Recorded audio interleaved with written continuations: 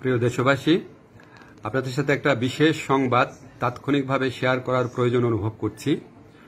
আমাদের প্রধান বিচারপতি কিছুক্ষণ আগে পদত্যাগ করেছেন। ওনার পদত্যাগপত্র ইতিমধ্যে আইন মন্ত্রণালয়ে এসে পৌঁছেছে। এটা উপযুক্ত প্রসেসিং এর জন্য আমরা কাল বিলম্ব না করে রাষ্ট্রপতির কাছে পাঠিয়ে দিব এবং আমি আশা করব যে এটা খুব দ্রুত কয়েক ঘন্টার মধ্যে এই প্রক্রিয়া সম্পন্ন হবে। আপনাদের জন্য আমি আরো জানাচ্ছি যে আমরা শুধুমাত্র প্রধান বিচারপতির পদত্যাগপত্রই পেয়েছি, অন্যদের ব্যাপারে কোনো আপডেট নাই।